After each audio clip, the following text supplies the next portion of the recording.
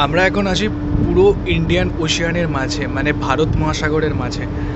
আমাদের ইঞ্জিনের সাময়িক কিছু প্রবলেমের জন্য জাহাজের ইঞ্জিন স্টপ। তো এই শুনশান রাতে কেউ কোথাও নেই, চারিদিকে পুরো ফাঁকা, শুধু আমরা আর আমাদের জাহাজ, তাছাড়া কেউ নেই। সন্ধ্যা 6টায় আমাদের ইঞ্জিন স্টপ হয়েছে, জানি না কখন রিপেয়ার হবে, কিছু সাময়িক প্রবলেমের জন্য। রাত 12টা থেকে আমার প্রতিদিন এভরিডে ডিউটি থাকে, তো আমি চলে এসেছি। এরপর কফি বানাবো, তারপর কফির স্বাদ নেব। আর বাইরের ওয়েদার খুব খারাপ, খুবই খারাপ। ইন্ডিয়ান ওশিয়ানের ওয়েদার ম্যাক্সিমাম দিন খারাপ হয়, কারণ খুব কন্টিনিউয়াসলি বৃষ্টি হচ্ছে। জানি না কখন এই বৃষ্টি থামবে, তো দেখা যাক।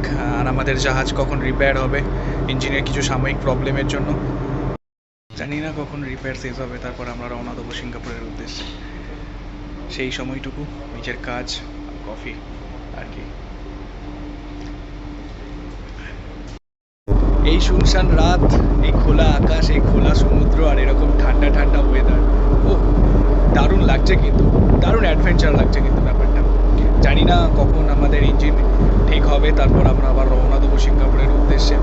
খুব ভালো লাগছে, চারিদিকটা পুরো অন্ধকার, কোথাও কিচ্ছু নেই, পুরো আমরা একদম ভারত মহাসাগরের মাঝে আছি এই রাত্রেবেলা।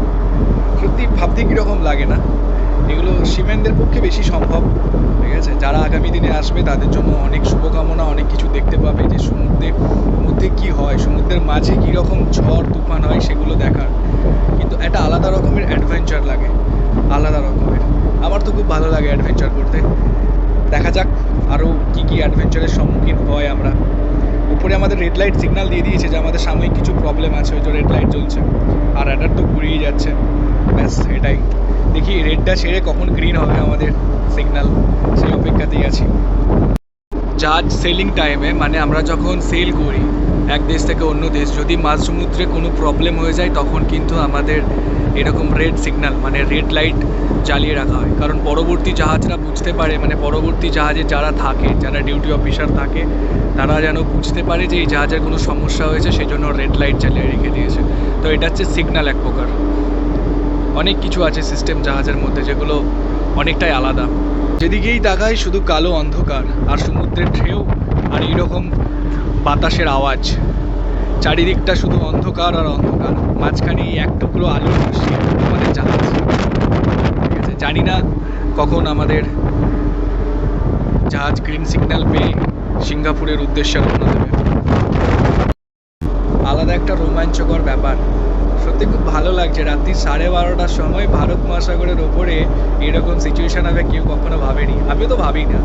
তো আমাদের জাহাজ থেকে অনেক কিছু রিয়েল লাইফে না এক্সপ্লোর করা যায়, কারণ রিয়েল লাইফে কিন্তু অনেক ঝড় তুফান আসে, সেগুলোকে আমাদেরকে অতিক্রম করে আগামী দিনগুলোতে এগিয়ে যেতে হয়। ঠিক সেই রকম আমাদের জাহাজেও কোনো যদি ঝড় তুফান আসে না সমুদ্রের মাঝে, সেগুলোকে আমাদের অতিক্রম করে আমাদের নিজেদের গন্তব্যে পৌঁছাতে হয়। ঠিক এইরকম অনেক কিছু রিলেট করা যায় জাহাজ থেকে বাস্তব জীবনে।